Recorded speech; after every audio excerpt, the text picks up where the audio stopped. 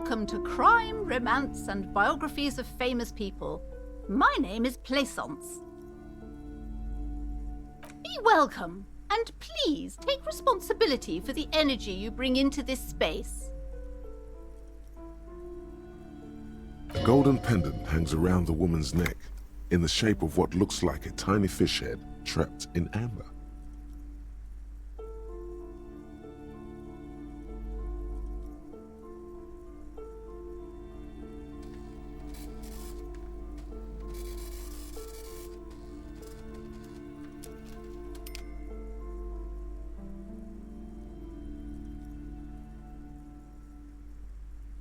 Oh yes, helps to have an anchor in these times.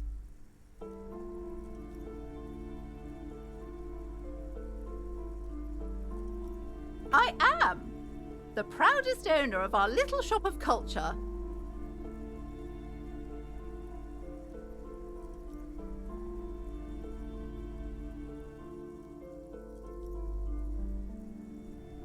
Annette, yes, my daughter. I hope she wasn't slacking off again with her nose in science fiction. Tell me, was she at her post doing her job like a proper girl? Wonderful! Did you talk to her? Great! On a scale of 1 to 10, how compelled were you to buy books after talking with her? Her opinion of her daughter depends on how well she lured you into the store. My precious, her dedication brings joy to my heart. If you have children, I hope they turn out as great as my Annette.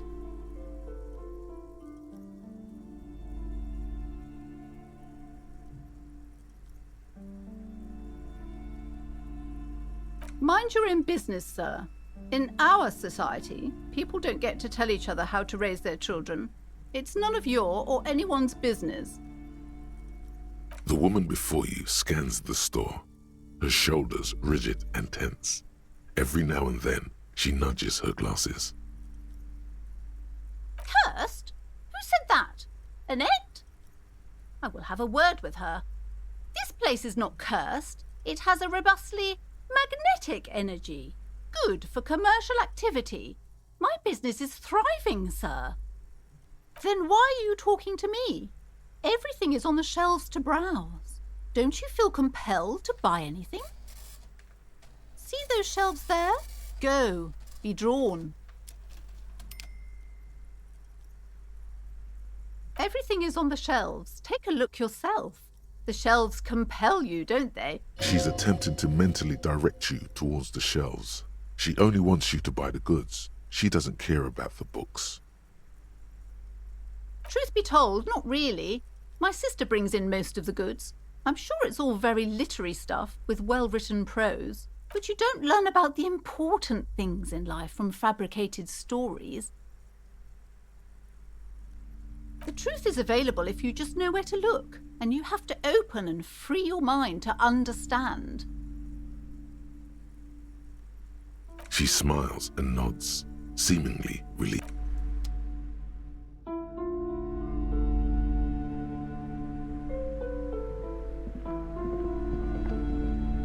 A small mountain of colorful board game boxes.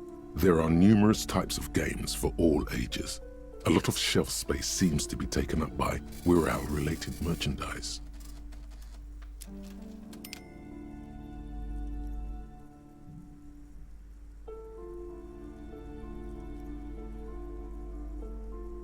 Wonderful board games, sir. The Viticulturist is a classic for sure, or perhaps you'd like Archipelagos of Insulinda, a very educational game for those interested in geography. Raubritter is a fun game of economic competition, but can get quite intense after a while. We have games for the whole family. You can play with your children. Who are you going to play board games with? Do you have friends or family? Are you actually friends, or just colleagues thrown together by circumstance?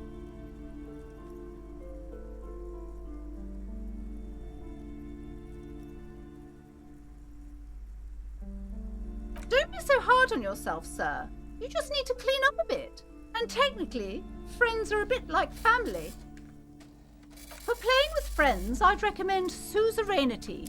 It's a civilization building game where you build a civilization, then set off to brutally colonize and repress other civilizations. It'll cost 12 real.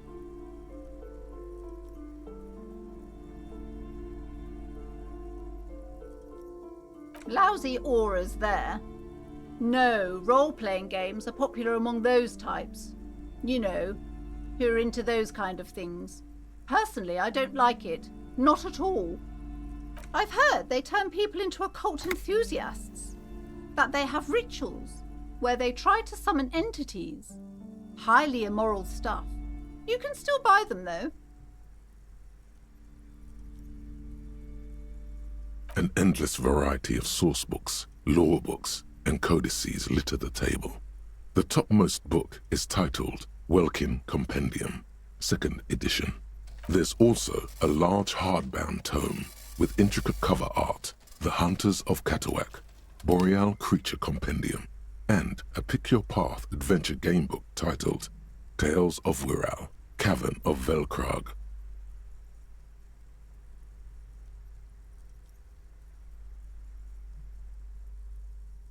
Books in a board game section?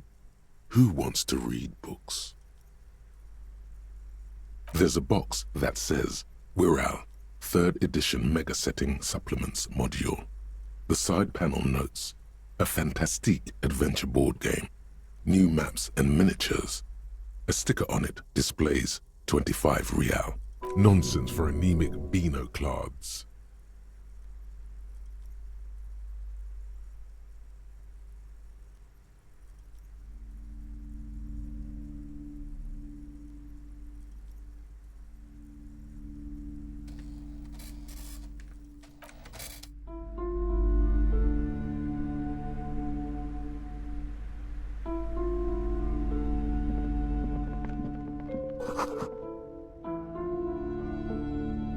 The display rack is brimming with worn paperbacks featuring an extremely muscular, sword-wielding barbarian on the cover. Nearly all the titles contain the word Hyundai somewhere.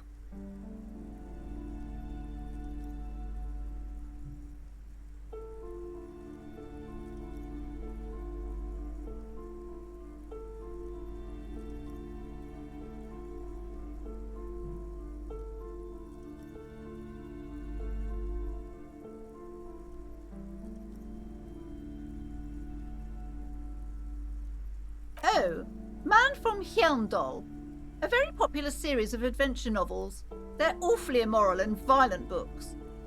Blood and violence, scantily clad women, epic narratives, all those mystical things he encounters. They're bound to grab those with little imagination and nothing to do.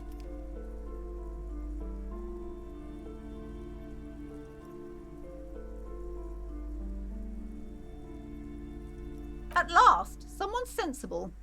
However, I still urge you to buy one. Can't judge a book by the cover, they say. If you're a novice of the series, I'd recommend Hyundalaman, the man from Hyundal. It's supposed to be a good introduction to the series. Rows and rows of Hyundalamen blur your vision. You make out some titles. Man from Hyundal and the Mammoth Riders. Man from Hyundal, Return to Hyundal. And the solipsistic Man from Hyundal and the Hyundal Man. Maybe 100. Man from Hyundal and the sages at the end of the world. Man from Hyundal and the false god. Man from Hyundal and the scorched earth. Man from Hyundal, the Hyundal colonies. Man from Hyundal and the swamp beast. Man from Hyundal and the snow crabs. Those snow crabs are worse than they sound. Not even close. Man from Hyundal in hell. Man from Hyundal and the forest of slaves. Man from Hyundal under the lake. Man from Hyundal, Hyundal burning. There's even the Trial of Death, a pastoral combat gamebook set in the world of Hyundalaman, and so much more.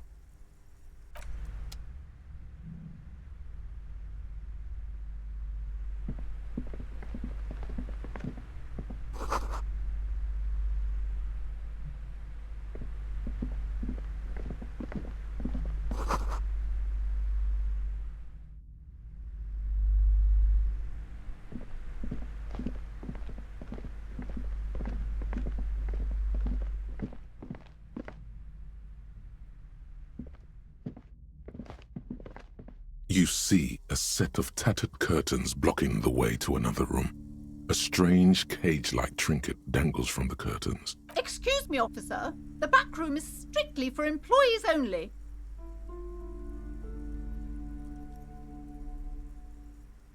Nothing. Now please go back to browsing the books. Don't you feel compelled to look at the books? The books are all you care about. She speaks almost as if she's trying to put a spell on you, urging you to buy more books. Oddly enough, the more she tries to draw you away from the curtains, the more alluring they become. You see some kind of charm, an irregular polyhedron assembled from bones, sticks, and straw. Inside, a disturbing fish head with empty eye sockets stares at you. This is a traditional Seminese ward, meant to provide protection against ill luck, bad dreams, curses, and other supernatural scourges. Inhabitants of Île de Fantôme, the Seminine Islands down south. Aside from poking at it suspiciously, there is nothing else to do with the fish head charm at this time. The curtains remain shut before you.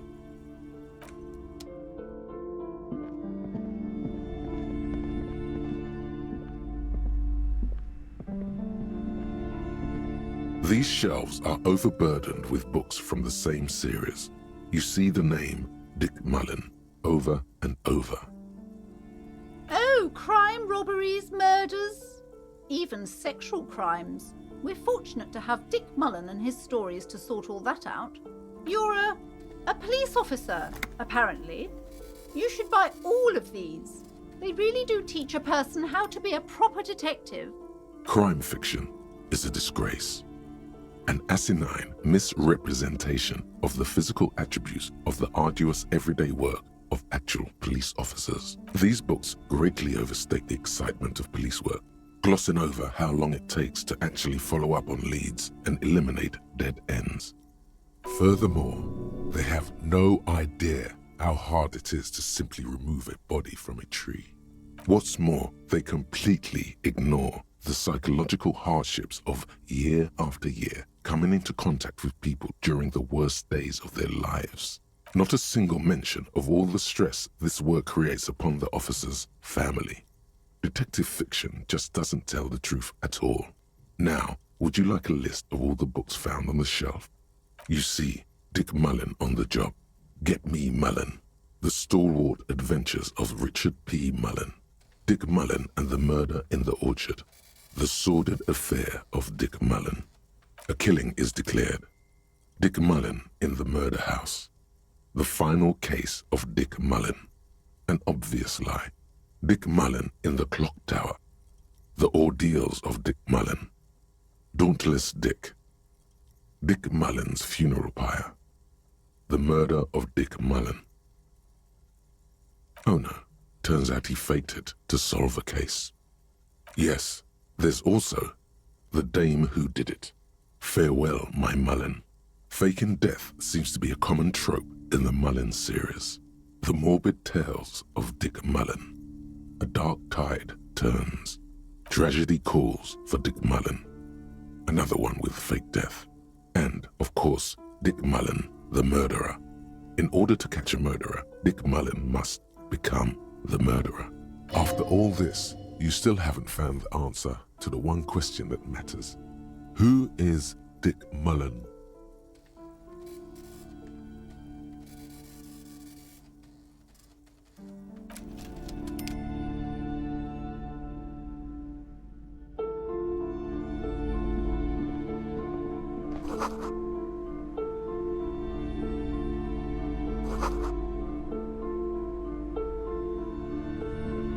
The plaque on the shelf reads, Biographies of Famous People. You see a large variety of names, none of which ring a bell. I would say The Greatest Innocence. Yes, most certainly. It's an important educational tool delving into the depths of history, religion, and their relation to innocentic power.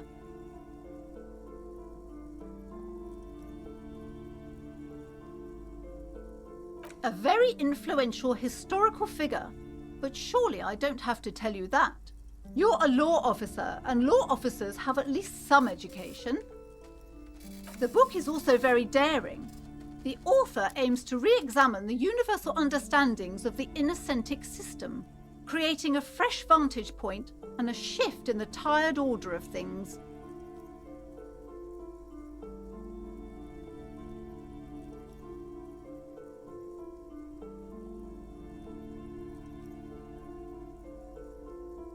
Certainly, it's prudent for a person to have at least an elementary understanding of history and society. Imagine the chaos we'd be in otherwise. You feel like you should get this one? Definitely. It's important somehow. There's something personal inside.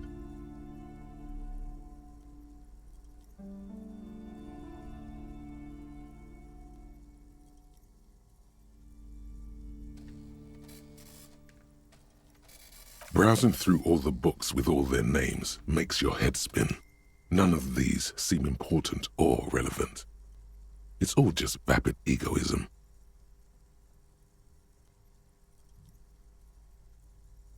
Suddenly, a particularly odd title catches your eye.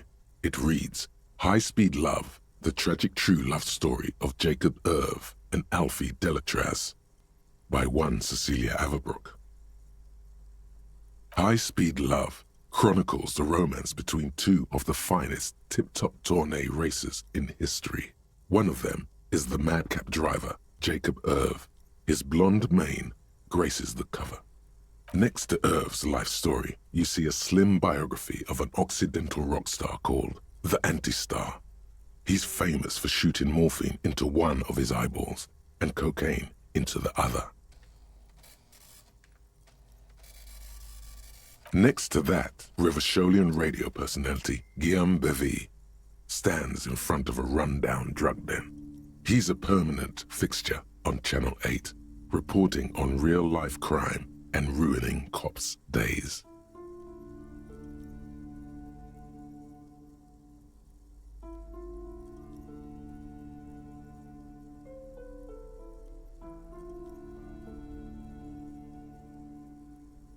I really must insist you buy one of the books. Reading them is not for free. Do still browse though, but not too long. I'm sorry, I did not mean to rush you. You are browsing. Go ahead. Take your time. Time is commerce.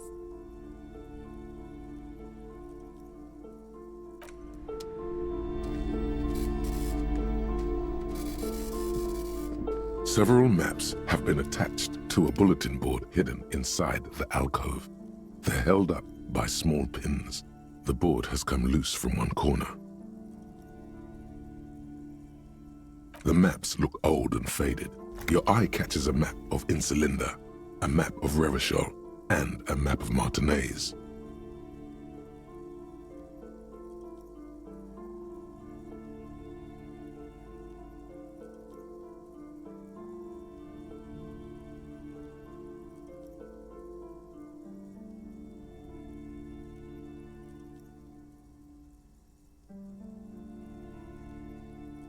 This large map displays archipelagos. You see a constellation of small dots on the light blue emptiness of the Insulindic Ocean. The largest in the northeast is La Caillou. You are here. Another, far away in the southwest, Seminese Islands, Ile de Fantôme, Ozon, Laurentide, Fas à la Mer, Archipelagos, North Arcade Islands, all just specks of dust on the vastness of the Insulindic. On the edges of the map, the color fades into a blur of dotted lines, black and white. In the northeast, a dust mite stands on the north coast of Caillou in a bookstore. It's you.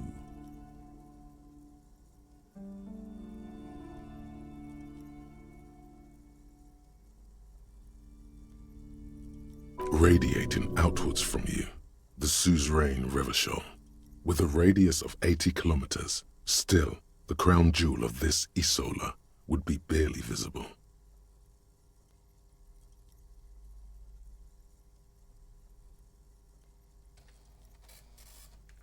You can, on Caillou, Revachol, a single black star on Ozon, Fondelaire, and Vimandu on archipelagos, Croyan Moran, Villiers, on Seminine, Olduvai, and on Laurentide, Deora of the Seven Seas. Lost little pearls of light, tiny fires in the dark. 850 million people live on these little dots, an oceanic world of culture and commerce torn apart by history. The ocean breaks apart into a tangle of cosines and azimuths, all pointing into pale nothingness. Windy is the north azimuth. Grad is the northeast azimuth. Samara is the east azimuth. Seo is the west azimuth. Isolas, they're called. Connections to other worlds, words past the Insulindian, unknown to you. You only know you've never been there. You have little idea what they are. Distant stars, gods, but looking at them makes you feel almost non-existent. Whatever they are, the Isolas are immeasurably large compared to you, and very, very far away. Perhaps they are gods, gods of distance and outer dust.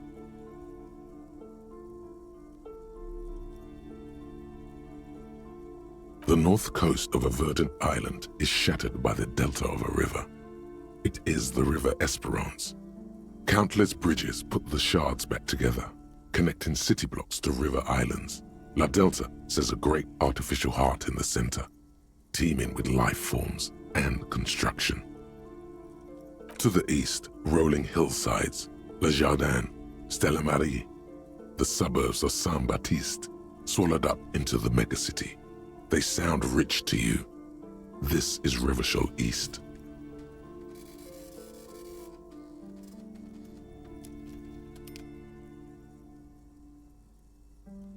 Hudon, it's somewhere to live, not bad. Then there's Jamrock, it's bad. People shouldn't live there, but they do. Then Forberg, it's almost as bad and much larger. Then Coal City, it's the worst. It's so small you can't even see it on the map. No, wait, there it is, north of Jamrock, the strip of coast next to the Greater Rivershell Industrial Harbour. It looks downright despondent. It's almost Coal City, to be honest. No, Coal City is worse. A charred limb. Rain falls on its slick black streets. And then there's the burnt-out quarter in the heart of Jamrock. Is it cold in this bookstore? Or is it just you?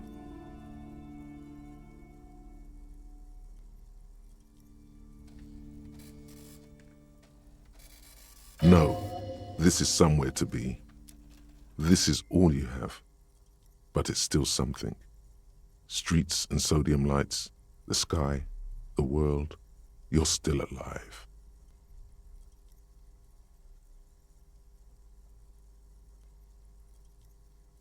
It's not really a map, it's a tourist thing. A picture postcard with buildings on it, drawn from an isometric perspective. A date in the upper right corner says 48. Still, it's detailed. Could be pretty useful for scouting ahead. You see the jagged boxes of an industrial harbour, even the whirling in rags there. I'm sorry, officer. The map of Martinez is the only one available. The other two are not for sale anymore. And besides, you could scarcely afford them. They're quite valuable, though they might not look it. The map of Martinez is 90 cents, though. That old thing? It's an out-of-date map of a tourist location that never was nor came to be. From when some design studio people tried to spruce the place up 4 or 5 years ago. They also renovated the horse statue, set up those coin-operated viewers, and designed the new street lamps. They didn't get that far, for some reason. A shame the project never got going. Would be nice if someone fixed Martinez up. All these ruins are bad for business.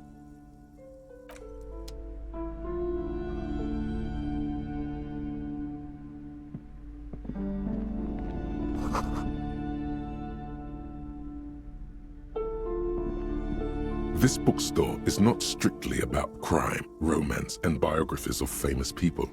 There's also a wide range of paranatural literature. Amidst the various books, you find one written by someone named Matthias W. Dundas. It's about wholeness, unity, balance. The point of the book, and many others on this shelf, is to give people medicinal advice in situations where they don't have access to paid health services.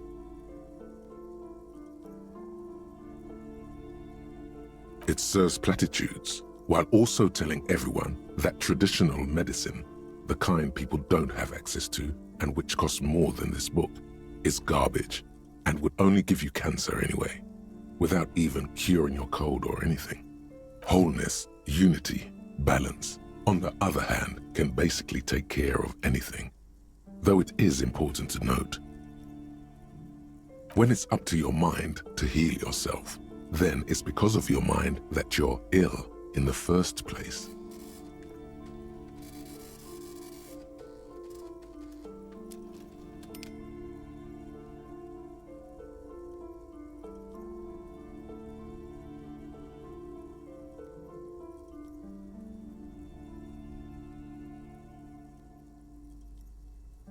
It's your own fault if you're ill.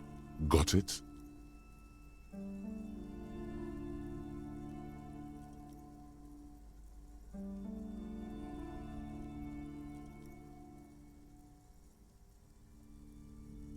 The book features chapters on topics such as how to find magnesium. It even lists plants you can harvest magnesium from. How to continue drinking if you're an alcoholic who has destroyed his liver. And there's even a chapter on the ancient Seraïs tradition of using duck gallbladder preservatives to treat and prevent sexually transmitted diseases. Pre and post factum apply. Nothing worth buying. This is just mundane garbage. What's even paranatural about this?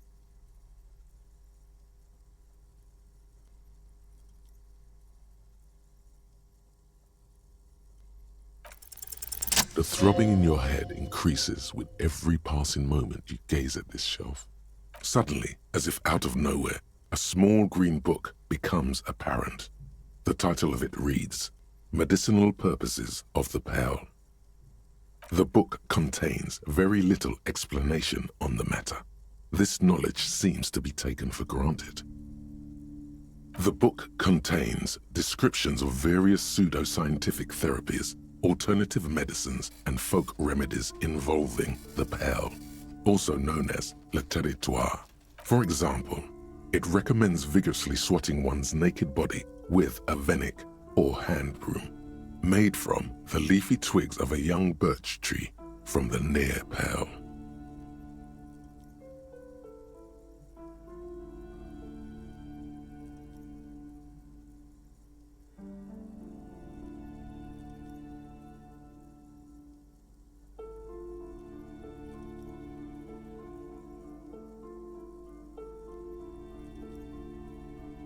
Even better if you can find someone else, preferably a large man dressed in nothing but a towel, to thrash you while you're spread naked and helpless on a cool slab.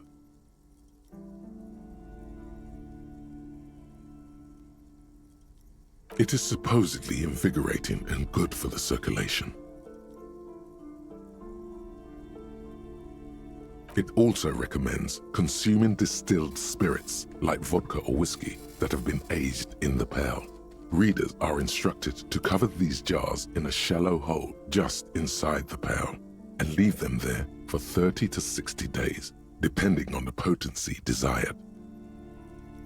Among other benefits, it is alleged to restore a damaged liver to perfect health.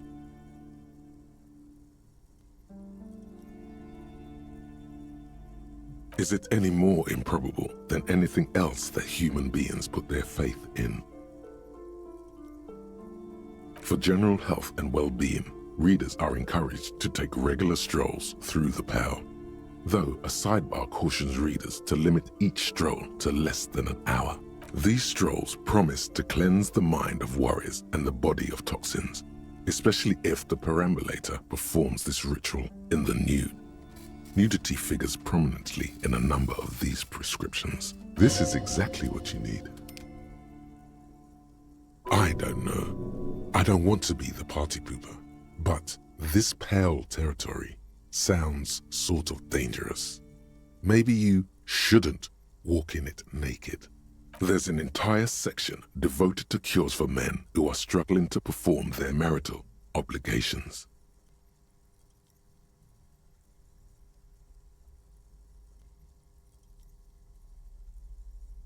You close the book and return it to its place on the shelf. Sir, please, no browsing in that shelf. That wisdom is not for free. I can't have you end up, like, opening a police store next door and stealing my customers. Oh, no.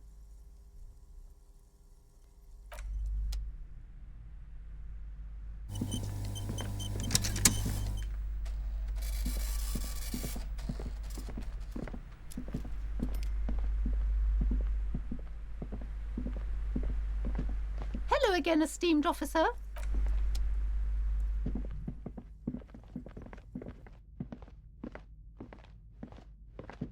The curtains, tattered with age and covered. Just as you're about to pull apart the curtains, the petrified voice of the shop owner cries out once more. Sir, don't touch that. I told you it's off limits for the customers. Parapsychologically speaking, we're done if you decide to open them. I won't be held responsible for the consequences. It's too dangerous.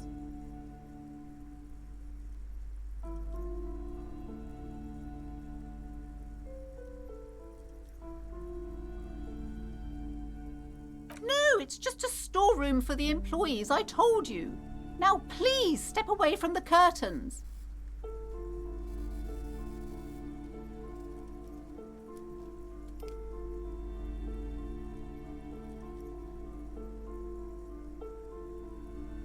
Why? It's not like anyone was killed there. I am sorry, I don't mean to be so impolite. Just please don't go there. I can't allow that. You'll only make things worse and unleash the powers. You do? My God, even more reasons not to mess with the curtains. Just step away, dear sir.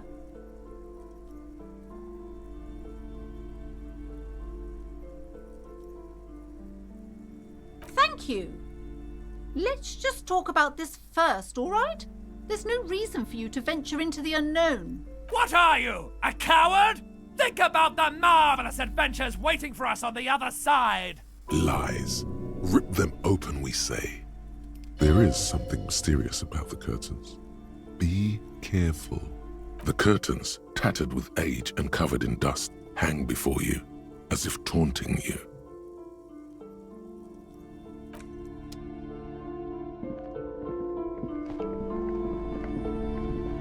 Hello again, esteemed officer, and welcome to Crime, Romance, and Biographies of Famous People. I already told you, it's just a storage room for employees. I don't understand why it's so important to you. Just let it go, officer. Go buy some goddamn books. You're supposed to be drawn to the books.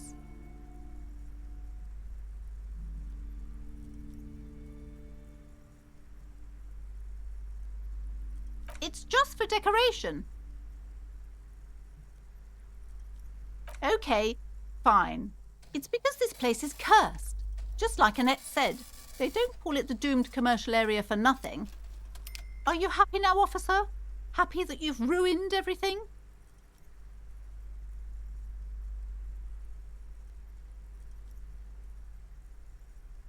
The curse is so much worse than you could imagine.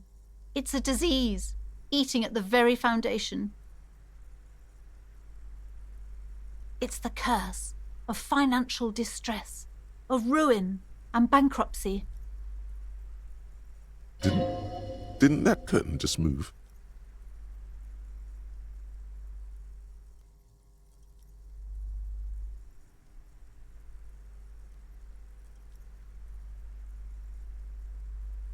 It's not just that, officer. We're dealing with something supernatural here. It's the cacodemons, feeding off bad business practices and disappointing income statements. There's something wrong with this building, I can tell you. Ever since I arrived, I've sensed an eerie, lingering presence, as if I was unwanted here. Sounds familiar. Truly so? Perhaps the dark energies are leeching off you. You shouldn't stay in the store too long. It may be dangerous.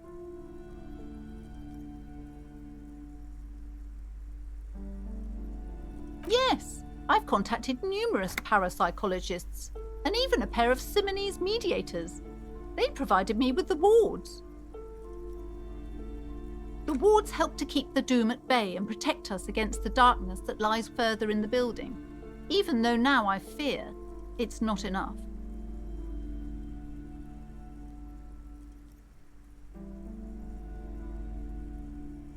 It's not good to talk about the curse, not in detail. The negativism, it's dangerous. Talking about the void wraiths angers them. Wow. Void raves. You have new words. Such wraiths may prove a formidable enemy. Suit up. Oh, this? No, it's a special Himian amulet, blessed by desert pygmy shamans, with a spell of compulsion. It's to compel people to buy books. There are numerous spells cast throughout the store. I had the books anointed with a different inducement spell, for example. It's guaranteed to boost sales 15%.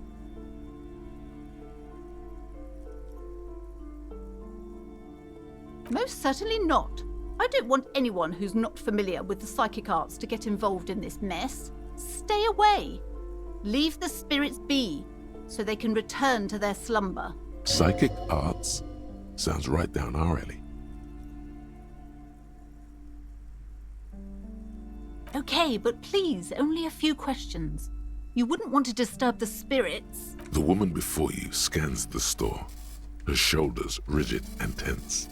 Every now and then, she nudges her glasses. Time to fire up the old lie machine.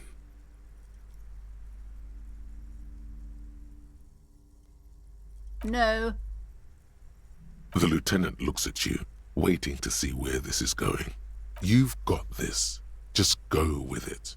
This is elegant.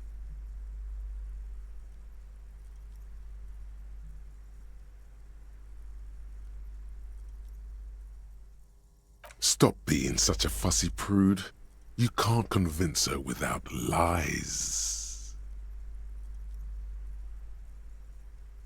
The woman before you scans the store, her shoulders rigid and tense. Every now and then, she nudges her glasses.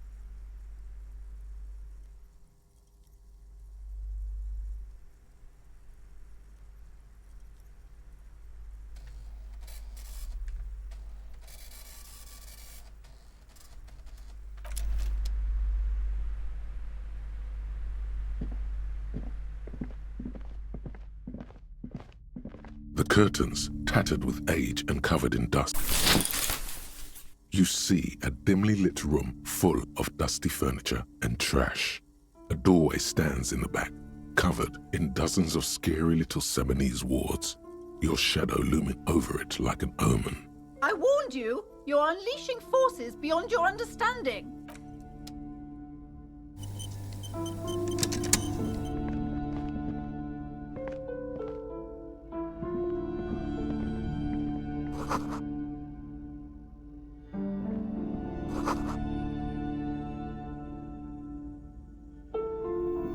A heavy door with a missing handle stands before you, covered in dozens, if not hundreds, of Simonese trinkets and charms. It appears to be locked. What if you just break it down?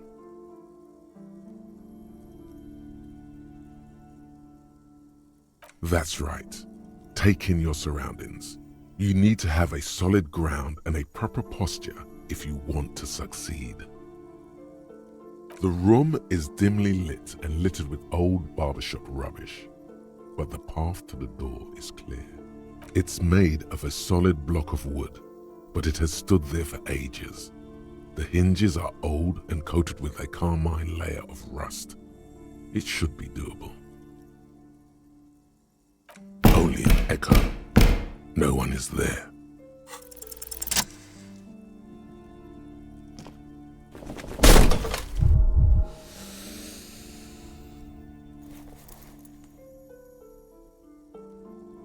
You smash into the wood and see a small crack appear on the doorframe. It's going to take one more try to break through to the other side. But you've done it. You're not thinking of trying again, are you?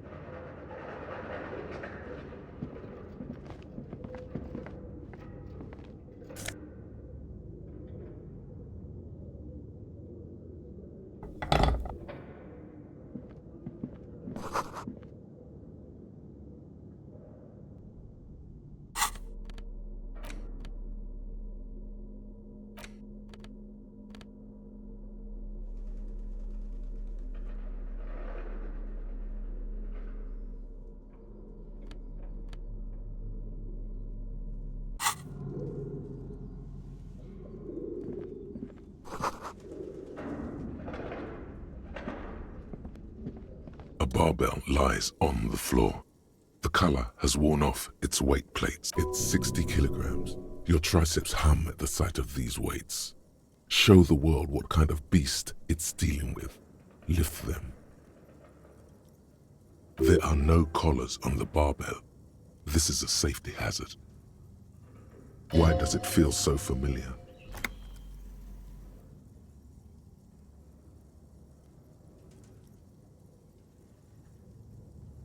No, it's not that.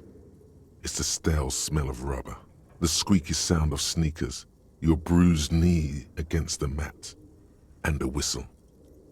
Then the feeling is gone. It's just a memory from another life, when you were young and fit. You're right. The weight may fall off. Better not touch it then.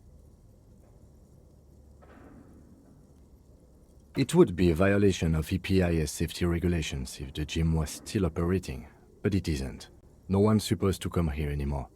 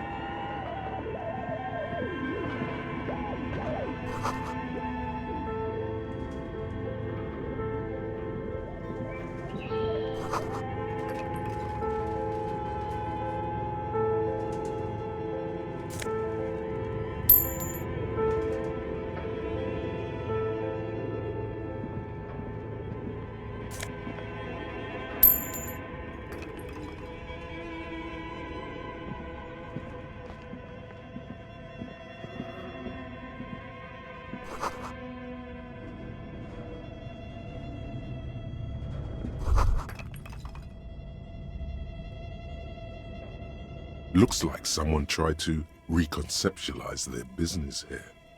Look, the skis and rotor blades both bear the same Slipstream logo. It seems likely that they started out making one failed to turn a profit, and then pivoted to producing the other.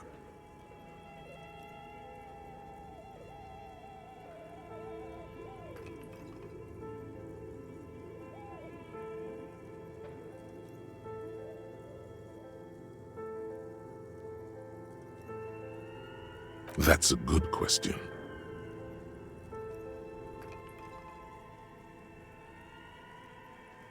Reality is ruthless.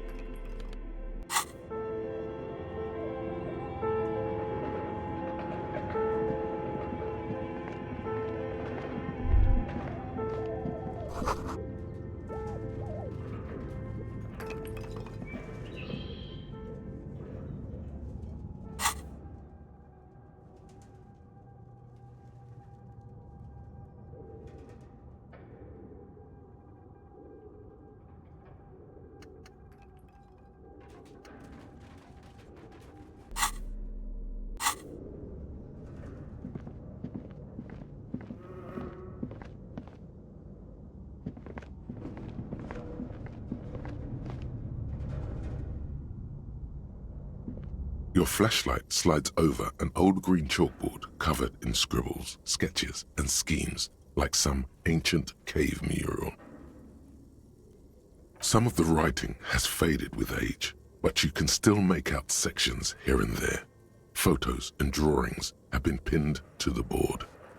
These lithe, pointy-eared creatures appear to be different types of welkins. You make out autumnal candle welkins casting wax-based magic, translucent welkins with organs shining under their skin, and even ether welkins hailing from the vast emptiness of sidereal space. Who are all those creatures? Fantasies of a tortured, feverish mind? One of the welkins, towering among the rest, appears to be different, however. It's Vara Hamira, a high welkin, his face white and scarred like cracked marble. This is clearly a Welkin supremacist. The note says, all non-Welkin races will be purged. The Haldor, the Tworg, the humans, and even headless men, all of them, purged. Imagine a world filled only with Welkin, Green Welkin, Dread Welkin, and the High Welkin to rule them all. An inordinate amount of time has gone into drawing these little Welkin creatures.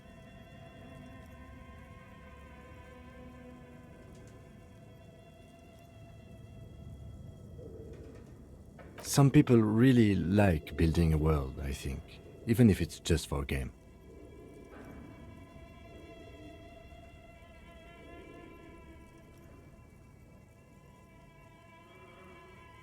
This looks like concept art for a project. It's not really real.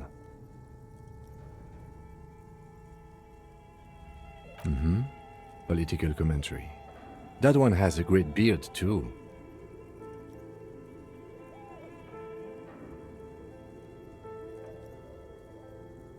Just look at those details. So much effort. And for what? All gone. The photo collage depicts barren, icy landscapes wrapped in perpetual night. You see permafrost and glacial landforms, dead trees grown in under the snow. Entire oceans have been frozen from shore to shore. There are pictures of settlements on dried up riverbeds, abandoned in a storm. Animal corpses in the dark, carcasses and bones. You see primitive oil rigs built into glaciers, boreal dvorg, yurts under the snow, great mammoth-like beasts of burden. Albeit dark and cold, this vision also feels cozy in its own way, like eggnog or morphine, a much-needed respite from our own world. A pinned postcard reads, "The heat death scenario, a desperate fight for geothermal energy engulfs the world as Wirral becomes untethered from its sun, drifting through the universe.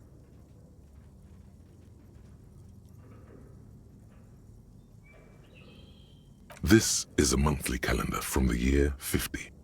Cryptic words like sprint, daily minimi, and GPI span the marker-drawn grid, the grand scheme of production and money.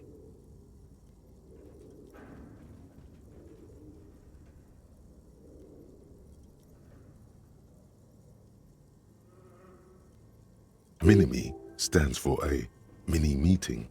It's part of a bigger framework for managing work called RUN. Station 41 tried to implement it a few years ago, but failed.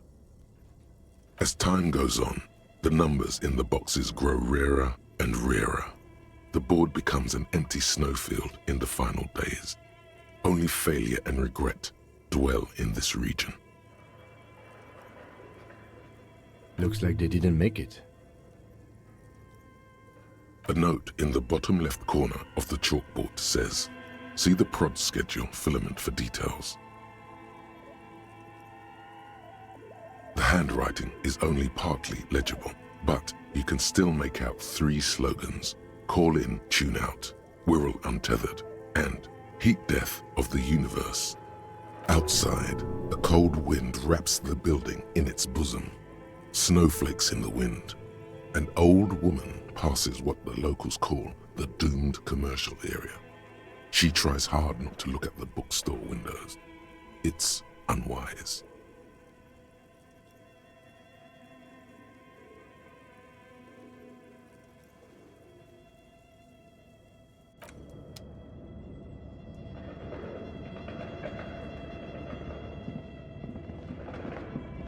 This appears to be some kind of machine with a cube-shaped heart and a wired framework.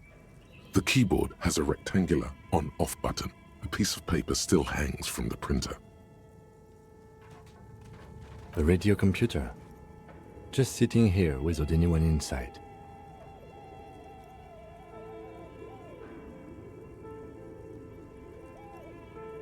The machine lights up like some prehistoric animal stirring from its slumber, revealing fluorescent play and print keys on the keyboard. The hatch on the machine's central compartment is wide open. It's empty like a beehive without its brood. Some cables have been left dangling, disconnected. The filament you have would fit perfectly inside the compartment. Like a smooth draw, the filament slides into place. On the keyboard, the play key starts blinking. A bar of fabric right above the keyboard starts producing a soft hum. The sound of static seeps through the machine's planar magnetic driver. Oh no, it was already glowing and now it's also making a sound. It's probably some alien CO-like technology. The static gets louder, slowly filling up the abandoned hall, until a voice speaks out, crackling and old, cutting into the air. Good afternoon. Fortress accident en rue de Saint-Ghislaine. This is East Insulindian Repeater Station 1. Please repeat. Is this the production schedule?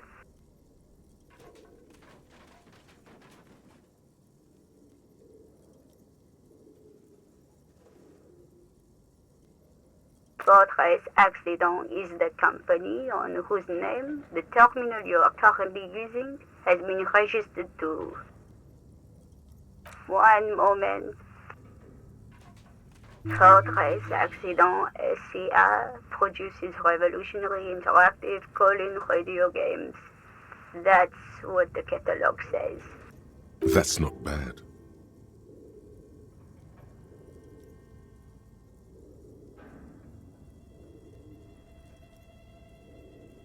Any other questions?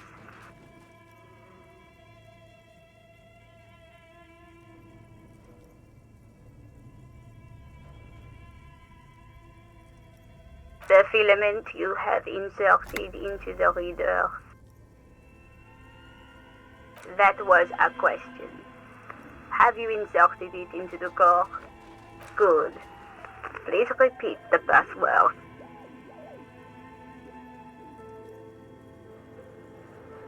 I am contractually obliged to protect the privacy of the filament holder Fortress Accident. Without filing a warrant with Lintel, I cannot give you access to this filament. I'm afraid we are not doing that, unless we want to wait for a month. Now, can you please repeat the password?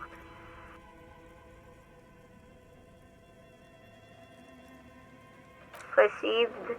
I will register this login attempt. That sounds bad. A login attempt. Something a criminal would do. Don't worry. Passwords have a way of turning up sooner or later. Fortress accident. Is there anything else I can do for you today? Yes, I am alive. I am 74 years old and my name is Yvonne. She repeats passwords. Programming people are all paranoid.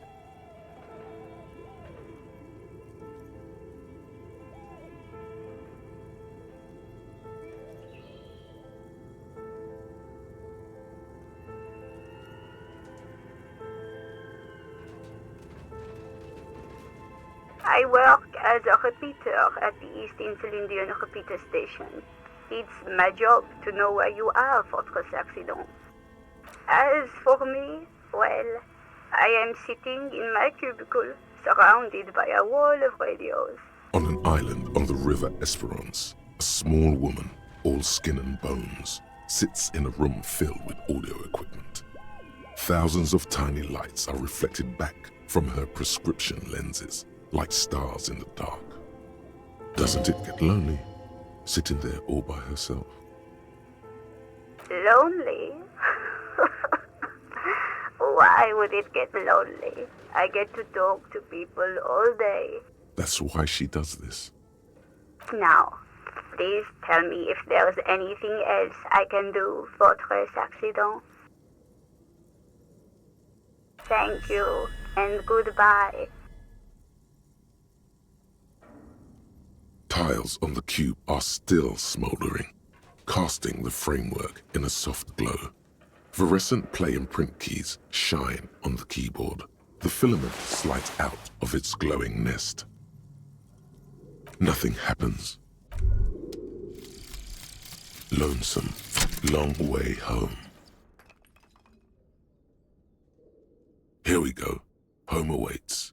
Walk past Station 41 and through the market, past the Boogie Street spearhead to the other side of the lake, the frozen eye at the center of the district. Then past the video rental store on the corner.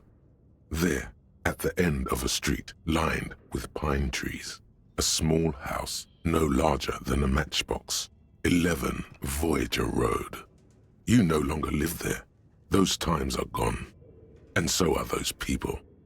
Why did you come here? Why are you still here? And where's the dealer? You have to get back to work. That's all you have now.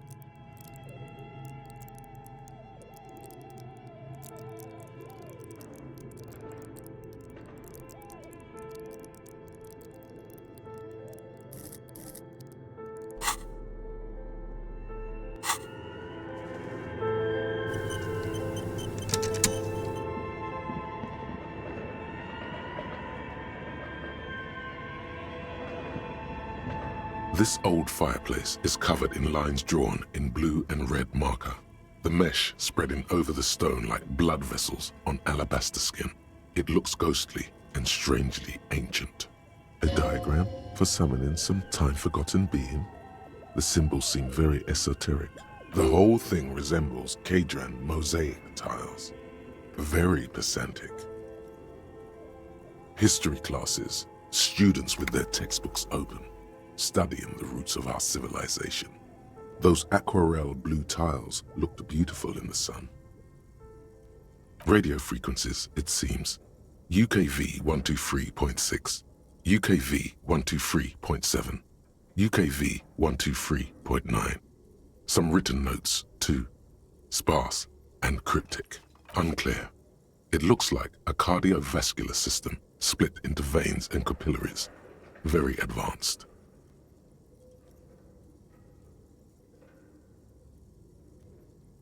You think so? The web is comprised of radio stations, all lead back to one red heart, titled The Game Master Frequency. A note says, this one can listen in on any station it wants. Looks like a surveillance program.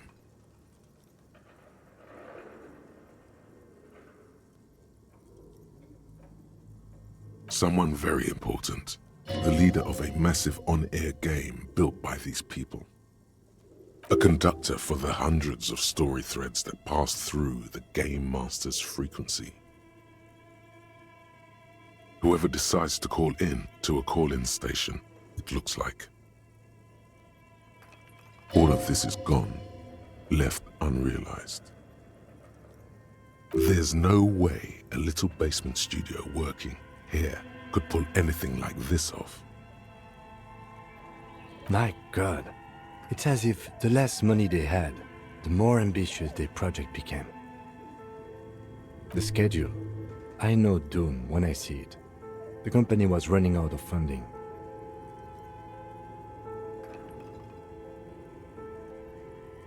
Nothing. It's just lines on marble.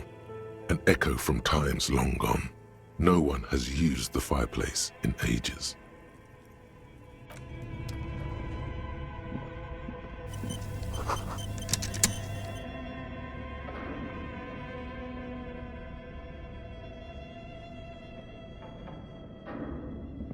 Okay, what do you think is going on with that computer, chalkboard, and fireplace?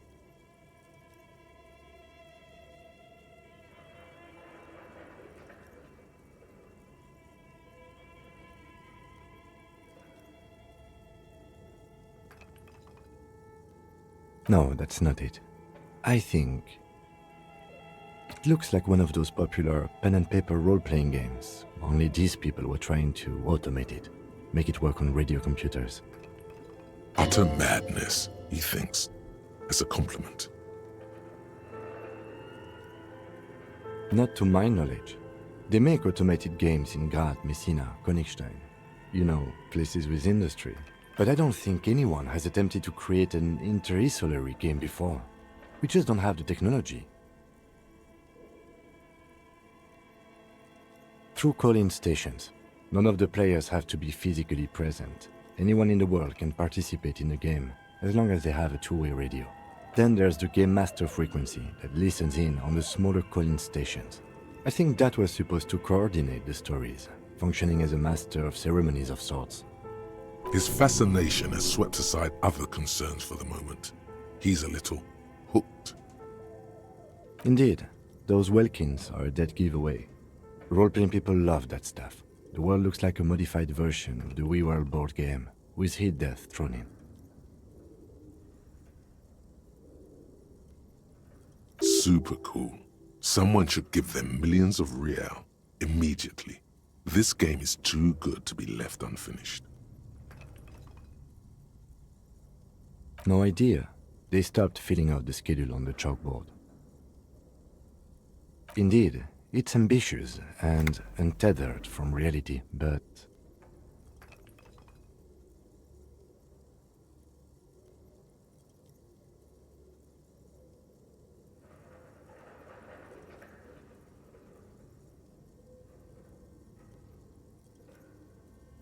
It's too late for that, I'm afraid.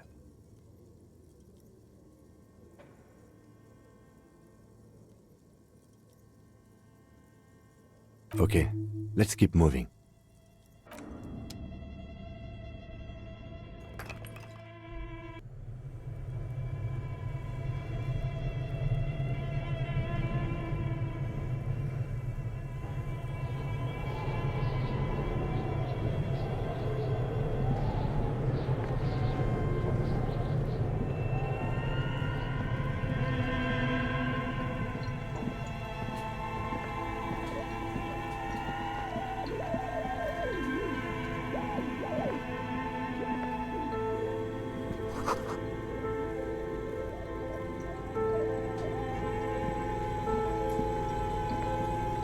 You see a terrifying ice bear with a strange compartment in its belly.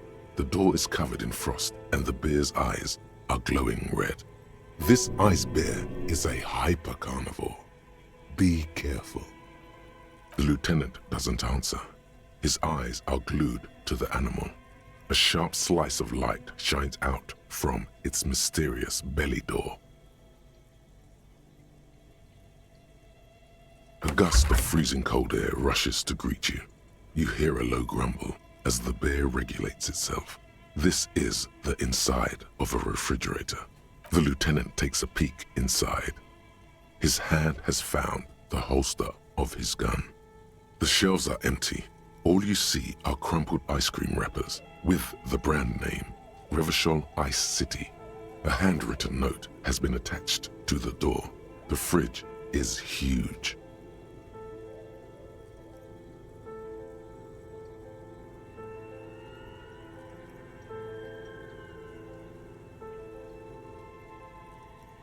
A friendly cartoon bear smiles back at you from a glossy cellophane wrapper. It looks nothing like the fridge. You pocket the note and the little fridge magnets keeping it on the door. You've acquired an interactable item. Investigate this item further by going to the Interact tab in your inventory. Good question. It looks like an ice cream fridge.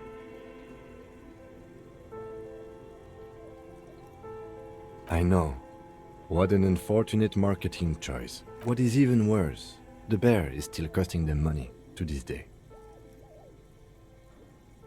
The fridge buzzes with energy. The electricity bill on this thing must be catastrophic.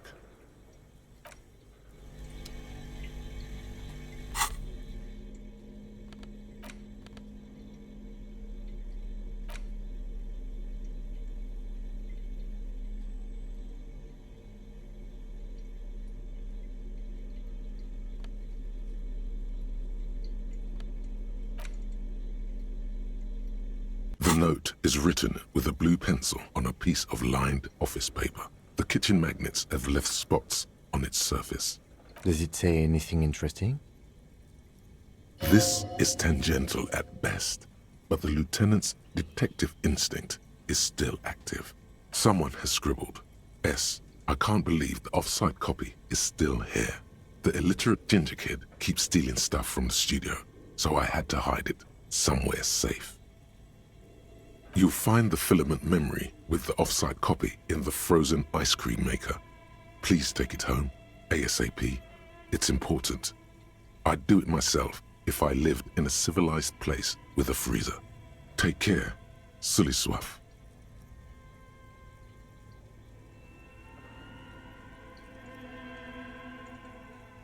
Looks like someone from that radio game company upstairs.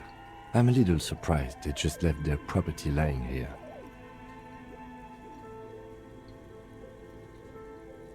That's a plausible hypothesis. It belongs inside a radio computer, storing its memory. It's like a tape. You listen to disco tapes, right? It's like one of your disco tapes, only for a computer. Really? You don't have a single guess? Oh, I'm sure that child would love to get his hands on a filament memory. Even if he doesn't know what to do with it, he'd probably try to pawn it for speed, based on our encounter. I don't know. I assume it's somewhere close to the ice bear fridge.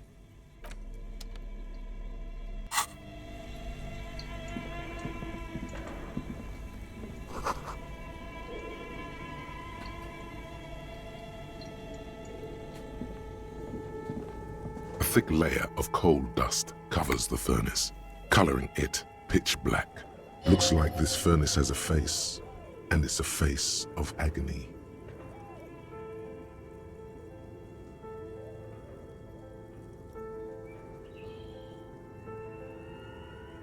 Looks like it.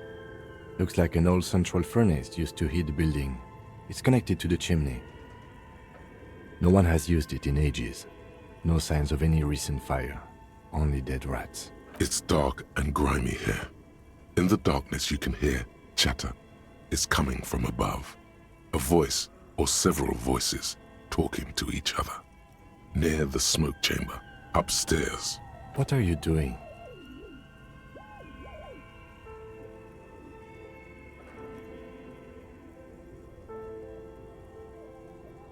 Wait, really?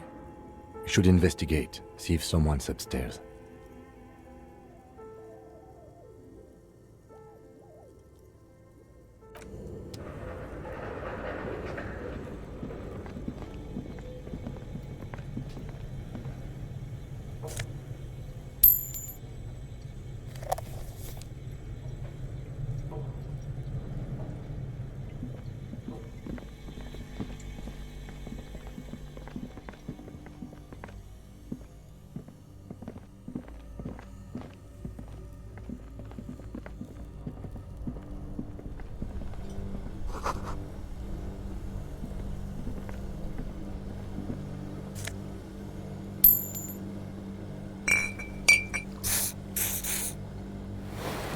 This orange machine is buzzing like an old submarine.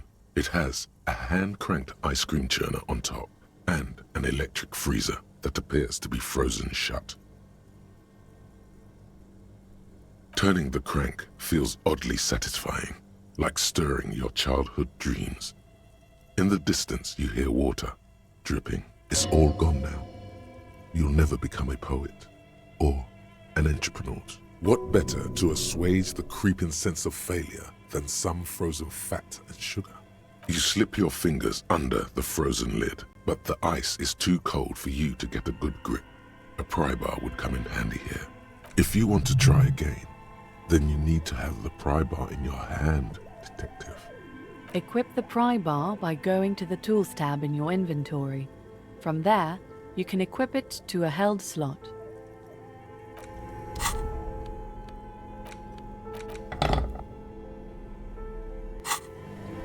This orange machine is buzzing like an old submarine.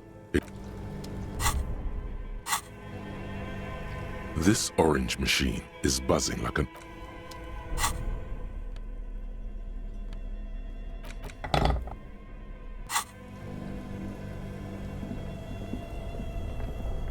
Two cables are plugged into the breaker box.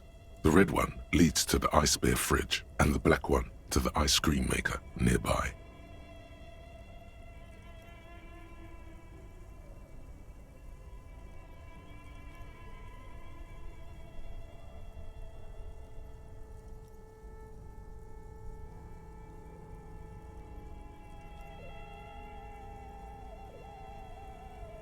An electric sizzle. The room is slightly quieter now.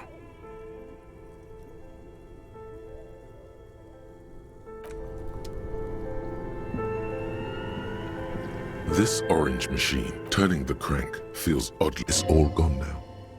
What better to assuage the creeping sense of failure than some frozen fat? You slip your fingers up. If you want to try... Equip the pry...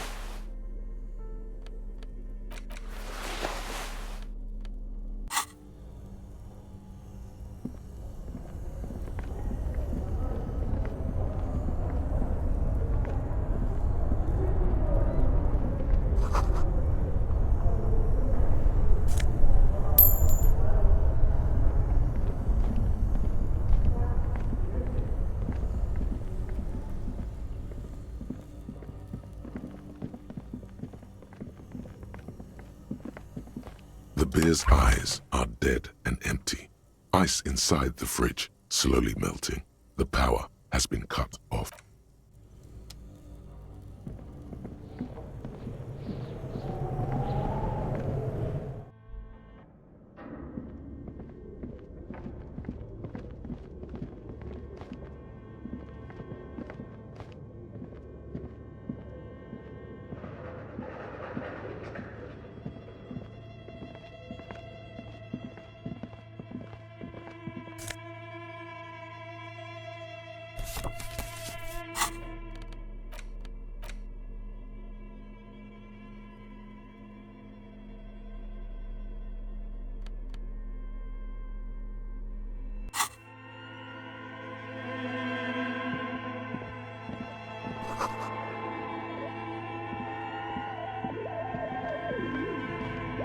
An iron safety curtain curves before your eyes, folded like a bellows. It covers half the room, blocking the way into a colossal industrial chimney. This is directly above the central furnace in the cellar. The voices probably came from here. What an odd thing to do. Nothing happens. Still nothing.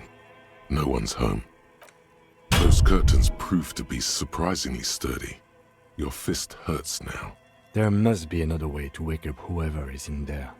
Maybe we should ask the lady in the bookstore what's going on here.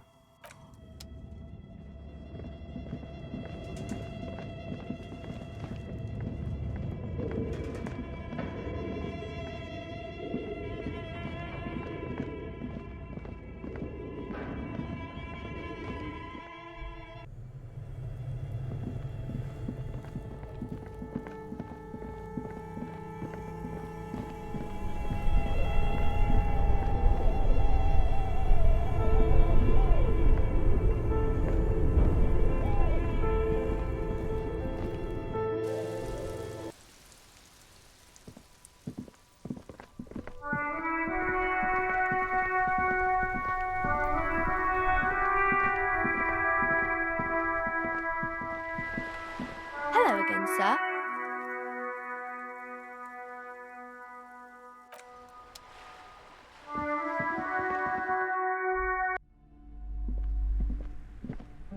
You broke down the back door, the wards, the door.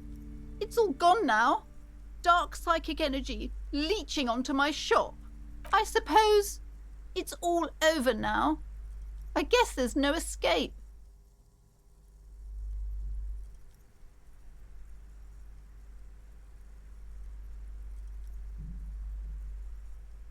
Okay, I'm willing to listen. We are set on the path. There's little else to do. But before we go on, did you encounter the malignant entity? Yes, the malignant entity that lives inside the chimney. It takes the shape of a woman, a witch probably. I've suspected that she knows more about the curse than she lets on ever since I first saw her. Yes, I've heard that. It's enormous. She has barricaded herself behind some metal security curtains upstairs. God knows what she's doing there. Some unnatural magic, I assume. You should go find the entity and ask what happened to all the companies in the building. And do return to me after you've talked to it. I'm quite anxious to know what she has to say about the curse. If you're really interested in cracking this mystery, then we should go back to the furnace. Maybe you could yell into it or something. Make some noise. You'll think of something, you always do. Despite his cool, the lieutenant's interested in solving this mystery too.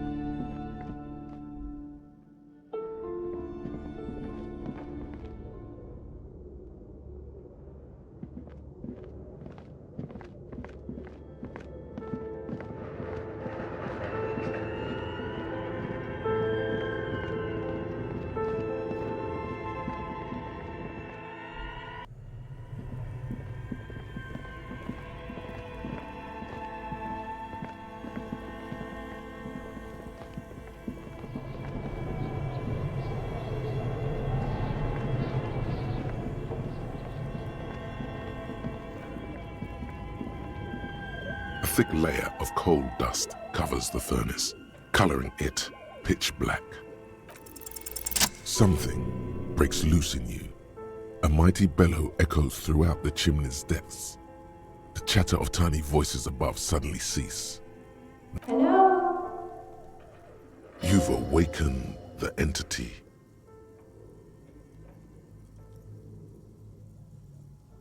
Hello? Did you say anything? I can't hear you. Please come upstairs. There's a safety curtain on the second floor. I'll open it. After you, officer.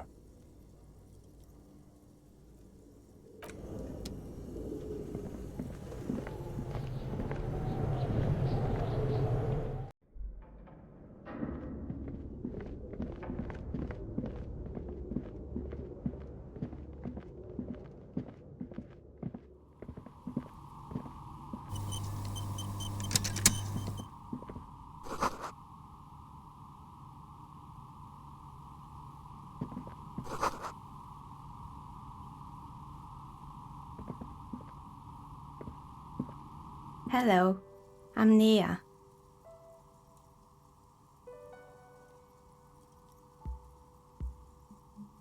Did you try knocking on my window? I must have missed you. I've been listening to my Milius. So what kind of die are you looking for? Could this be the malicious entity? Perhaps it's wise to go along with this masquerade for now. She's got a direct view to the backyard. You should interrogate her about the lynching. Yes, Amelia is like a call-in station. You need a two-way radio to access one. That's why I have these.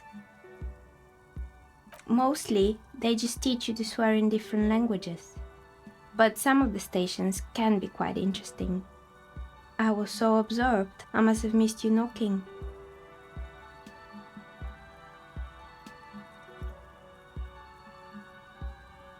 I'm a novelty dice maker. Tell me the name of your role-playing system and I'll make the die you need. That's why you're here, yes? As she speaks, her bone-like fingers fiddle with a ring. Her bones light, but her hands strong. Role-playing games?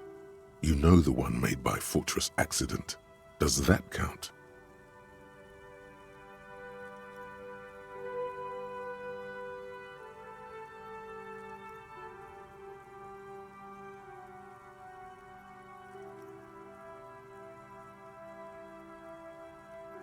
Very good.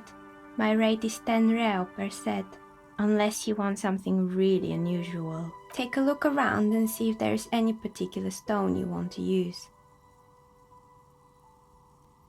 It almost looks as if the stones and dice are a natural part of the room, growing out of the shells like stalagmites.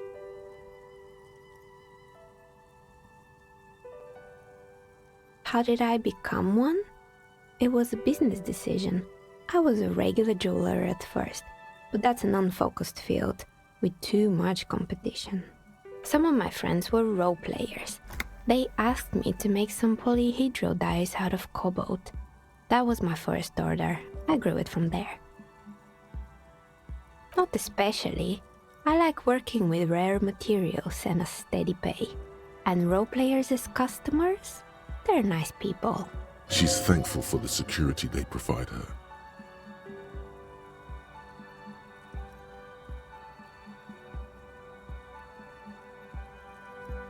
Of course. Tell me what you have in mind.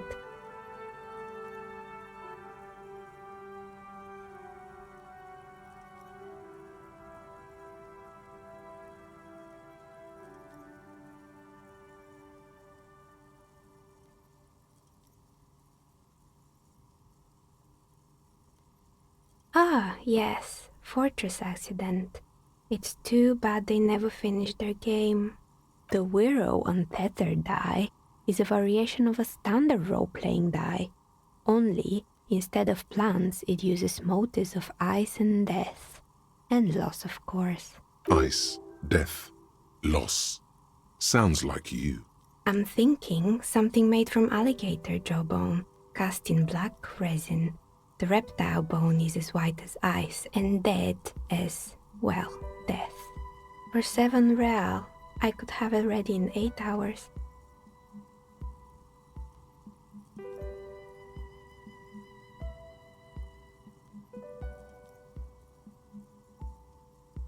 Untreated bone is porous and prone to chipping. Cast it in something hard like resin though, and voila, it's perfect.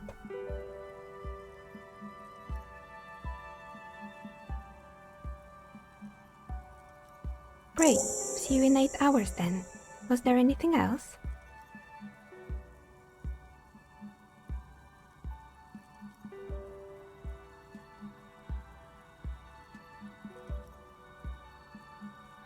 We're inside the chimney of an old central furnace. It's strange, I know.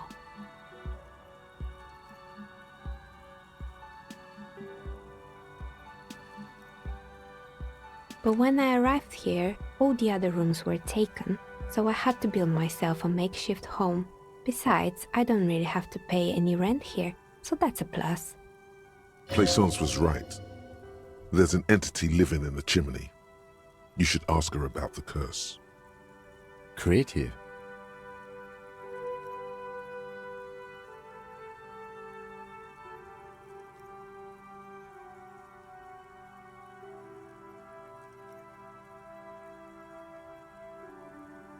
I've heard the stories, but I don't think those stories are true.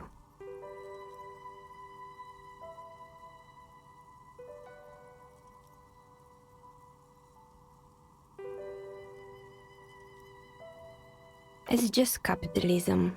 We only hear about tales of success, so it's often surprising to realize how many ventures actually fail.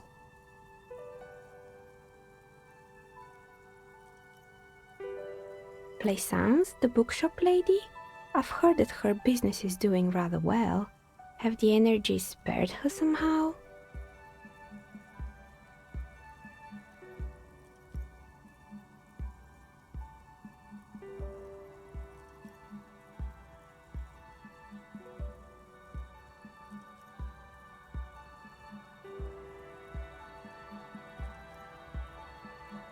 Oh, right. But it's not just the bookstore that's still up and running. What about the whirling in racks? Some people say it's part of the building complex.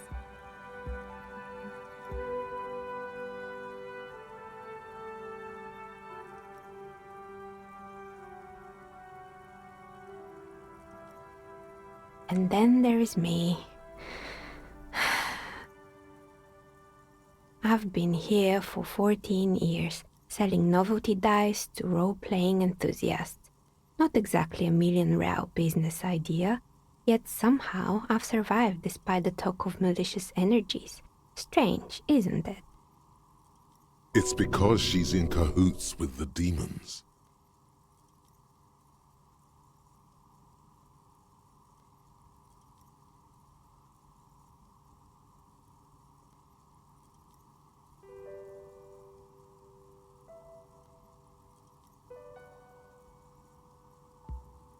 Malignant entity? What does that even mean?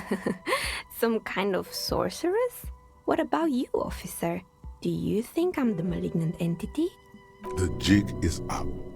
The she-demon knows you've uncovered her true identity. Time has come to face the source. Fear not, for the forces of the universe are supporting you in this psychic quest.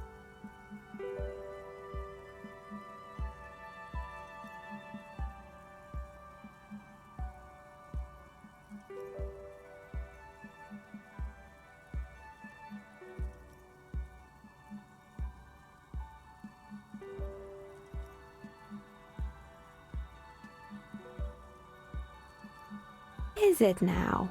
I've always thought it's a rather mundane and boring place with no supernatural surprises in sight. Well, if you ever find a way to explain all those inconsistencies in the curse, let me know.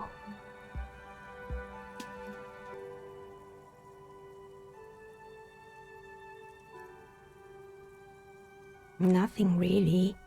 I didn't know him. The lieutenant looks at his notebook, then the woman under the large window.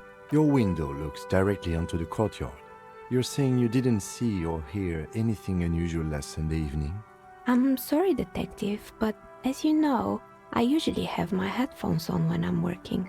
It shuts out most of the daily ruckus behind my window.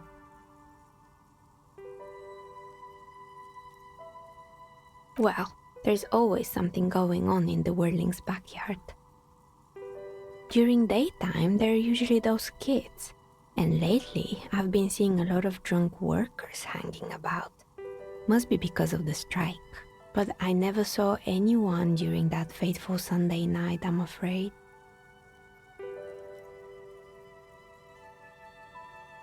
I might have, but in this case, all I would have seen is my own reflection staring back from the darkness. It's really hard to make anything out in the yard when it's dark outside. Besides, I rarely get up to look out the window when I'm in the zone.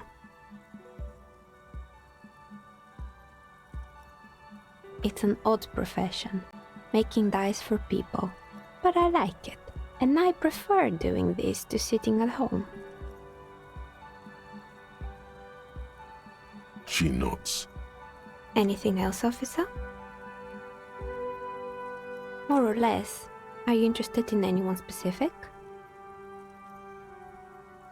Rats scuttle in the dark rooms under the abandoned blow dryers and dusty mannequins. Cobwebs cover rotors and radio computers alike. So much failure.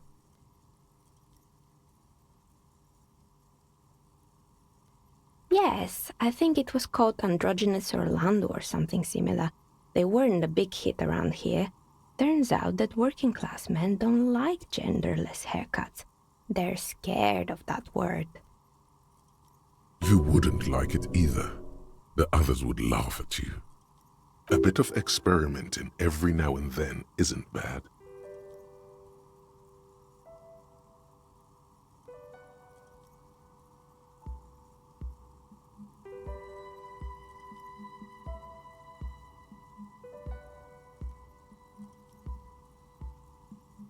Me neither. I just want it off my face.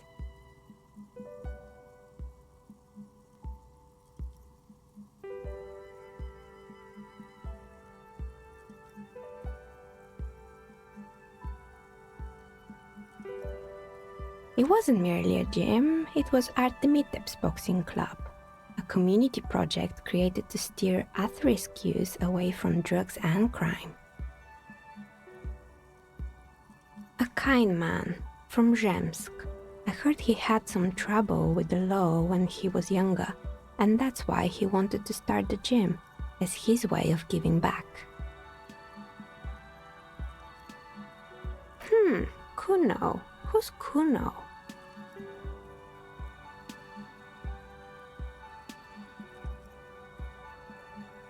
Oh yes, you mean the kid with the sailor's mouth. Yes, I've heard him yelling profanities in the backyard. I think it would take more than a gym to help that kid.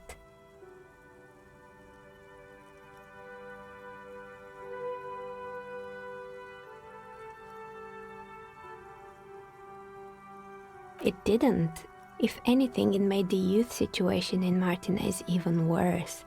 At some point, someone started a rumor that the punching bag downstairs was full of amphetamines. You should have known it. Eventually, the coalition took away the funding and the club went bankrupt. This was a few years ago. It's gotten much more peaceful around the plaza ever since. Oh, this one's a mess. There used to be a company that promised to repair windows 24 hours a day. What could go wrong with this one, right? Turns out, the business was actually set up as a front for an illicit group that was producing snuff medias. Who would have guessed? And they never cleaned up the debris either. Now it's just littering the hallway and I have no idea how to get rid of it on my own.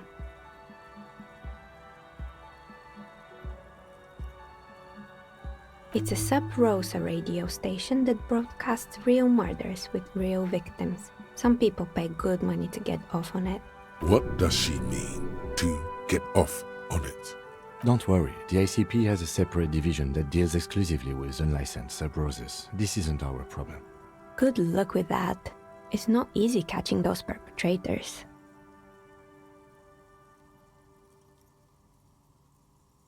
You mean Mr. Fabron, the taxidermist? No, he mostly just did drugs. But what drugs exactly? He got high on some weird taxidermy chemicals.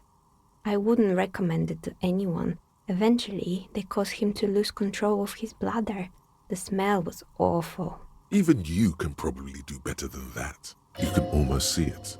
A small, sickly old man, hunched behind his work desk, his pants stained with old piss, stuffing a sad, stiff-legged raccoon dog. The entire scene looks tragic. There used to be a fashion atelier here, but I have forgotten the head designer's name. They were doing well for a couple of years, until the insect rights activists came.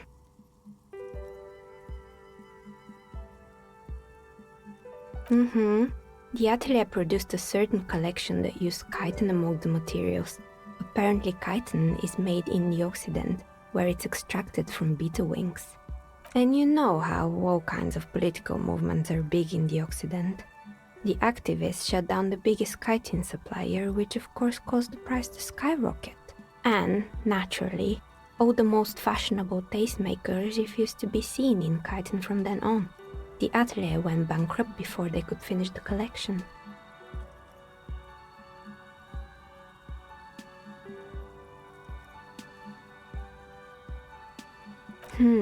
Really? Anyway.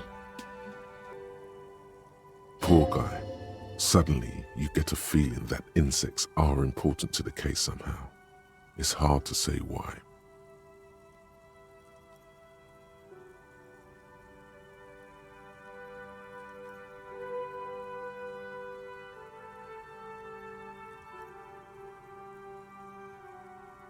They were made by a company called Slipstream. After they pivoted from making rotor blades to skis, their chief executive took off on a vacation with all their money. Honestly, I think it's quite funny. I think he's still sending out holiday transmissions from Tulula or Tiumotiri or Hashtkor or wherever he is.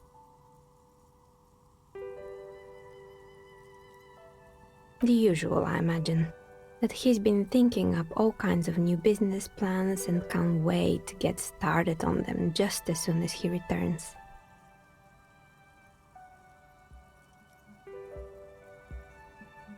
Men like that are a curse. Sure, but Slipstream is history now. All their remaining assets got seized by the bailiffs in 47. I have no idea why those skis and blades are still lying around in the house. Not much use now, I guess. Fortress Accident, the radio game studio. She liked them. They were an interesting bunch. We talked about role-playing systems every now and then. Once, I even saw two of them get into fisticuffs over Wirral. They certainly took their work very seriously, even if they seemed to be chronically liberal with their schedules. The usual, they ran out of money and couldn't get the project done on time. Well, I did hear them talking at times. They seemed to believe they were historical individuals on some grand quest. Yes, but when the money started to run out, they just began to complain a lot about capitalism. You know, how the markets are rigged to keep out new businesses and so on. In the end, they just didn't get it done. They didn't have enough willpower to produce something truly historic, and to show up to work on time. She's right. Showing up to work on time is important. Showing up to work on time is hard. No, scratch that. Showing up to work at all is difficult, especially if you've been drinking.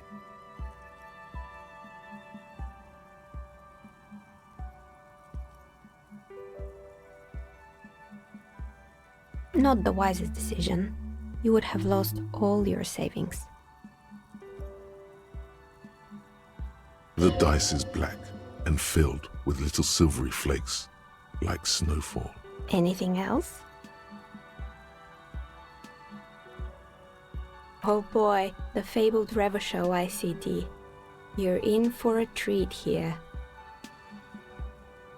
The place was owned by two guys who had some rather innovative ideas about marketing. The bear was one of them. Now ask me about their other ideas. Indeed, what were the other ideas? There was really just one, and it involved picking out the prettiest girls in the neighborhood and paying them 20 cents per hour to man the booth. And by man the booth, I mean slump behind the counter with a face that could maim you if you ever dared to disturb their bored magazine browsing.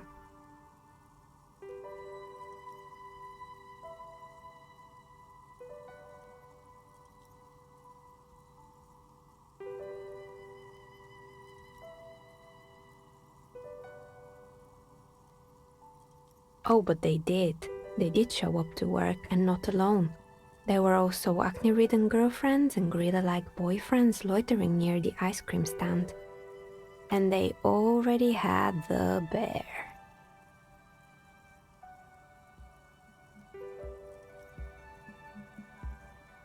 The bear.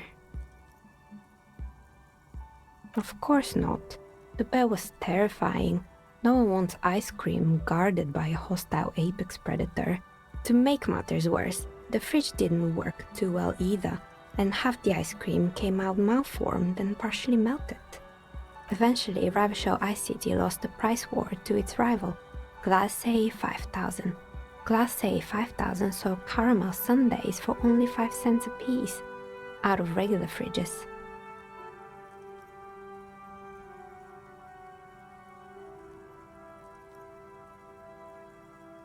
You did what?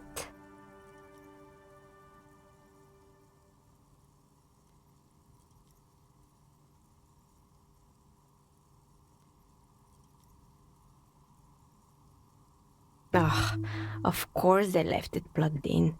Even in death, the bear is costing them money.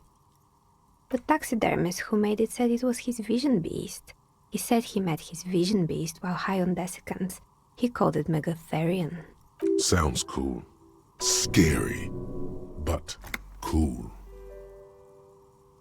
It's an imaginary beast that guides you through life. By telling you to do more drugs, mostly. A wise and noble beast, guiding you toward the land where the streets are paved with drugs. The horrific necktie tightens around your neck, strangely excited. But it doesn't feel particularly fun this time around.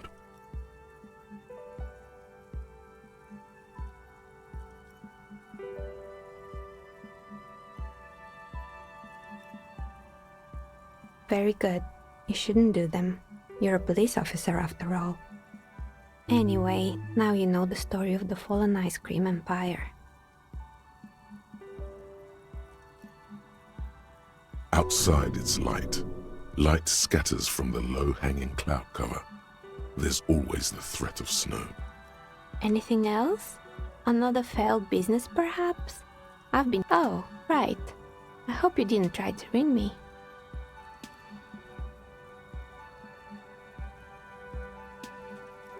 I think none of those doorbells work, including mine. I'm still in the middle of connecting the wires. Sorry about the confusion. The doorbell with the empty name card must belong to her then.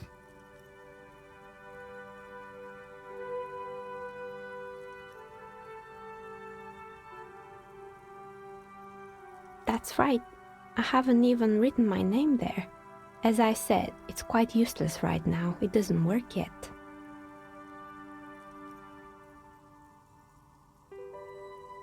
You could say so. Both houses were built at the same time and under the East Delta Commerce Center project. That explains why you can call the whirling from the intercom, albeit I doubt that anyone responds. If the whirling is part of the same building, then it's part of the Dune commercial area. The darkness of this place is there, too. Right, it used to be a gaming arcade. This is an ancient failure, before my time. I'm not surprised, however. My advice? Don't base your business on a fad. Hypnotism, fluorography, trick-track, especially pinball. Agreed. Pinball is the worst. His disdain for pinball could not be clearer. It can't be true. They don't work here anymore. They've been gone for years. Are you sure it was Slipstream SEA? Was it a woman? Maybe it was Plaisance from the bookstore.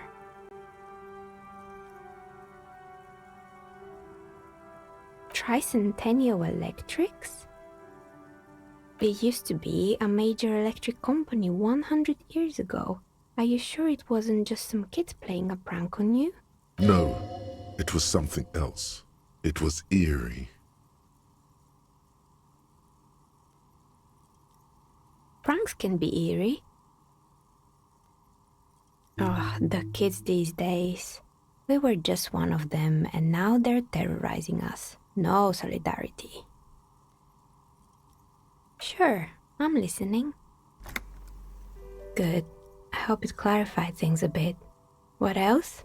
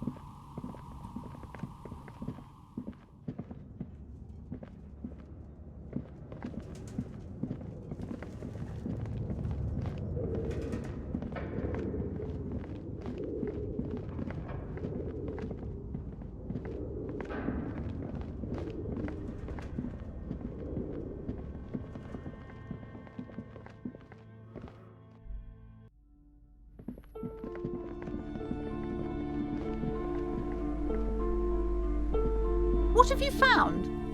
And also, do buy the books. There may be teachings in them. A novelty dice maker? Well, spit it out. Why does she need the dice? For some kind of sorcery? Sometimes they use the ankle bones of sheep.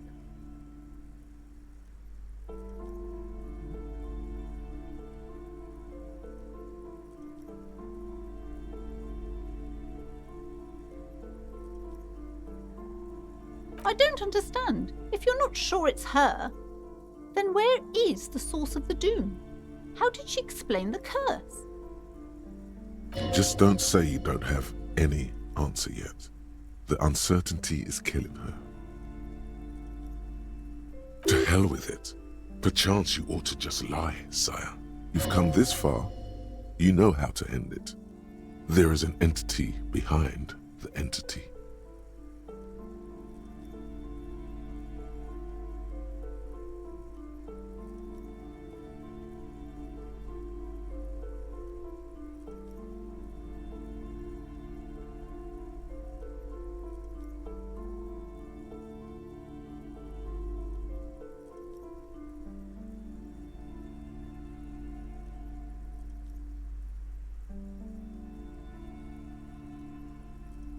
A third order presence, yes.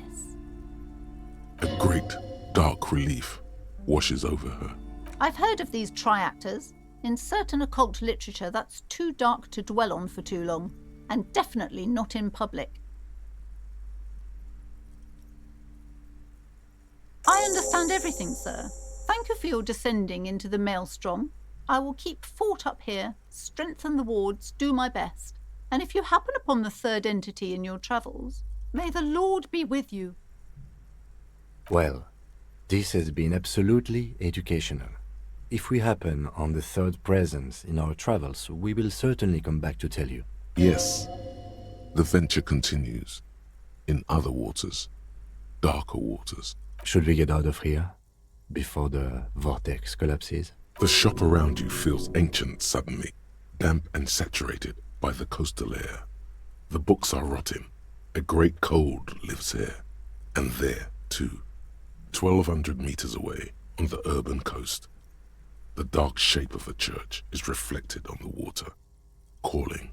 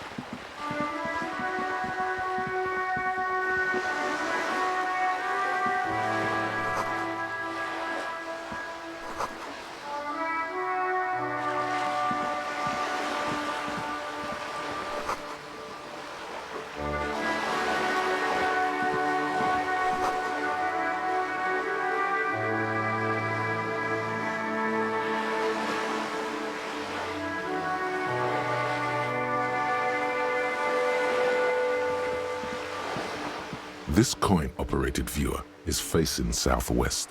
Its coin slot is full of fossilized bubblegum, rendering the machine permanently inaccessible. A thick layer of graffito covers the lenses. You spell out the word Onug written on the other side, with N and C scribbled backwards. Under the graffito, a sea of blues and greys appear.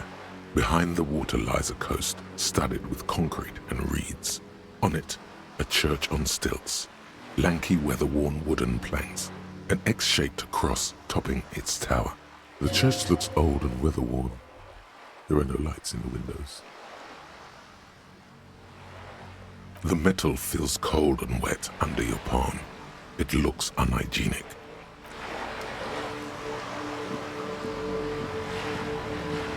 This coin-operated viewer is facing south.